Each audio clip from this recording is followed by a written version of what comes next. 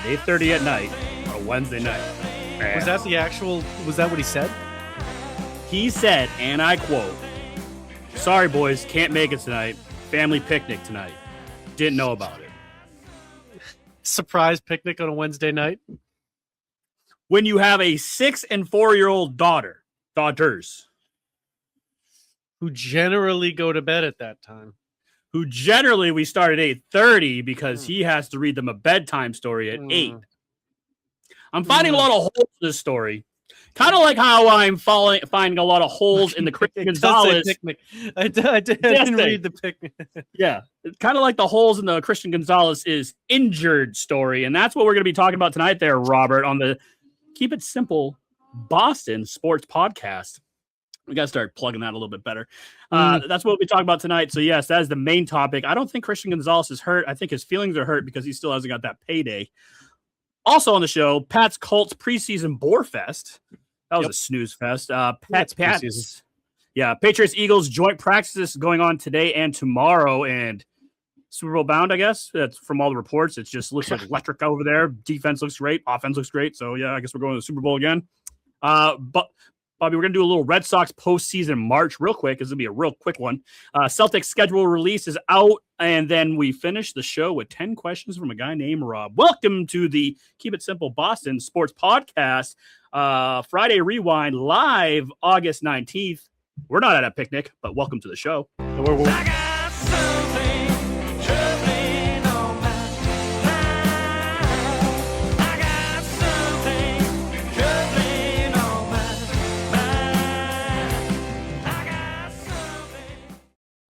I'm going over under on the amount of times to make fun of this picnic, but if you're watching live and you're maybe at a family picnic on a Wednesday night at 8 o'clock in Maryland, why don't you hit that subscribe button, rate, review, tell your friends, tell your mothers. Bobby, I want to talk about Christian Gonzalez and his quote-unquote injury.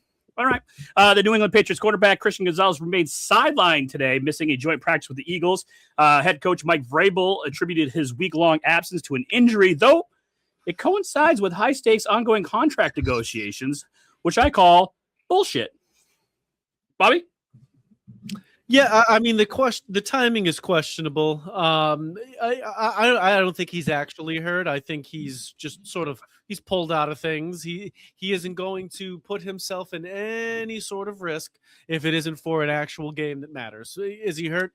No, but this is how he is, and we know that. What I think is actually happening is Seattle Seahawks cornerback Devon Witherspoon signed a record-breaking 4-year, $132 million contract extension with the Seahawks. The blockbuster deal makes him the highest-paid cornerback in NFL history, averaging $33 million per season.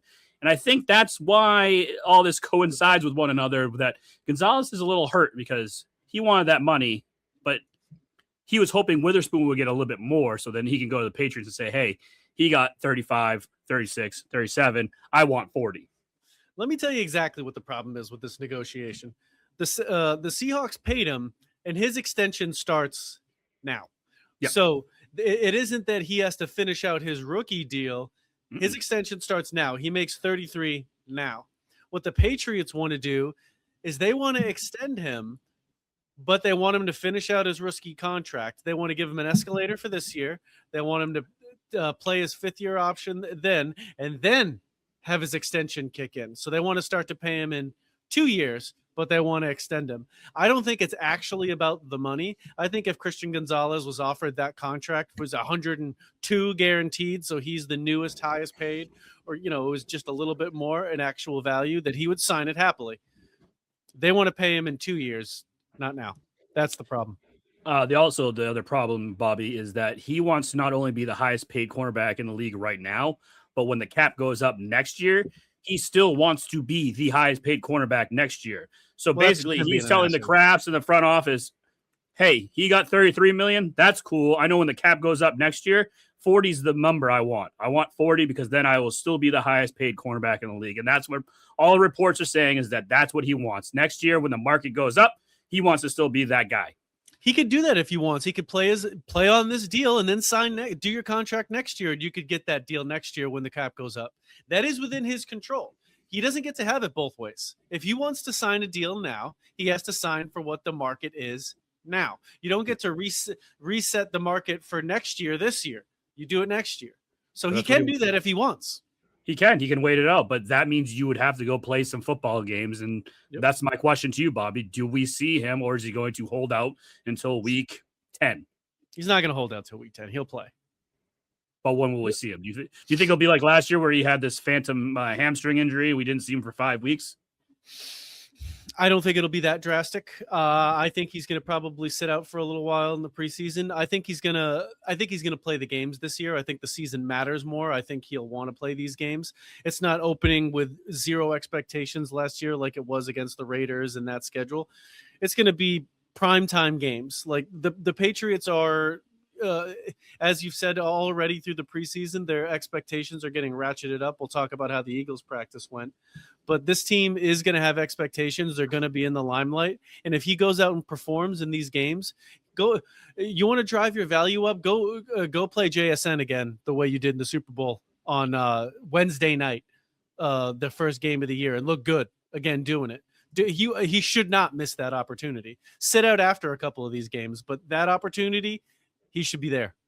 Well, my question to you, Bobby, is that if he does go out and plays 17 games this year and he doesn't look like he did last year, he kind of takes a step back, that's going to hurt his brand even more, because now the Patriots can go, hey, you're not worth the 40 that you're asking for. You're worth the 33 that we probably already set the market for, and that's what we were going to give you, but you don't want that. So does he have to have another not a breakout year, but does he have to have that kind of better than last year type of season this year?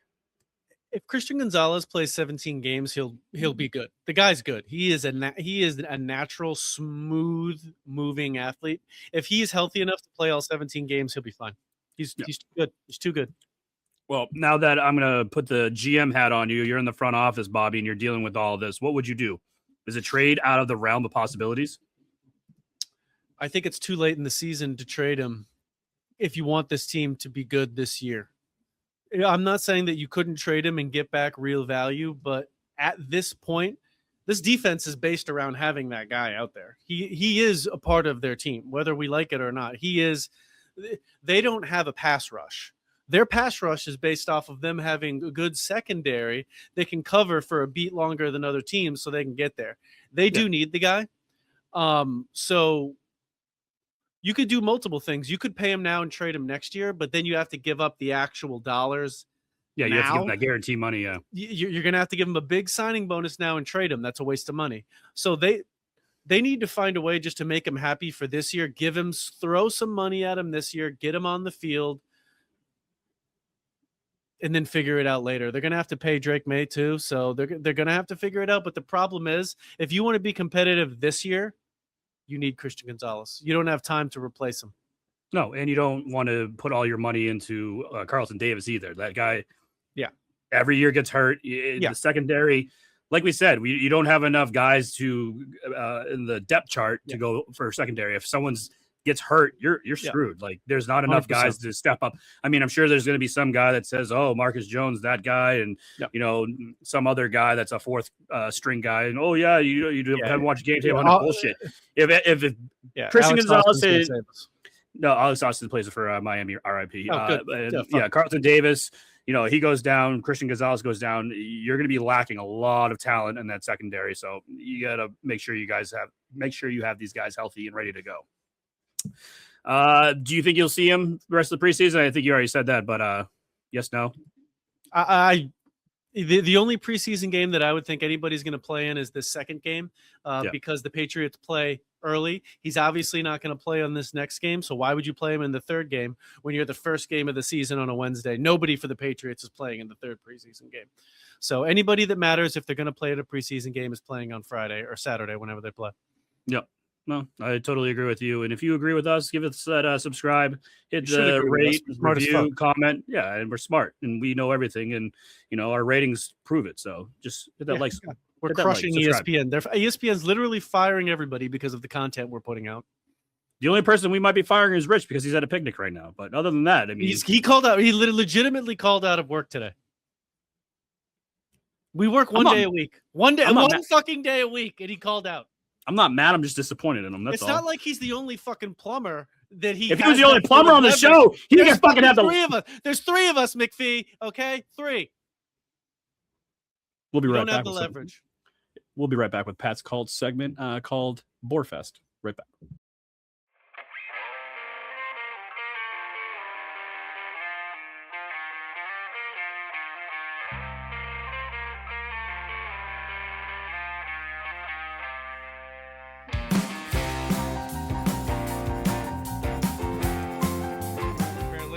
The Celtics are dumb front-running pussies.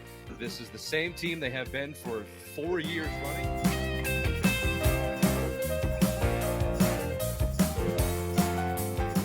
Well, my worst nightmare came true. Missoula and Mayo are friends. What the fuck? Apparently they've known each other since Virginia. They have these docking sessions where they talk about ball and managing people.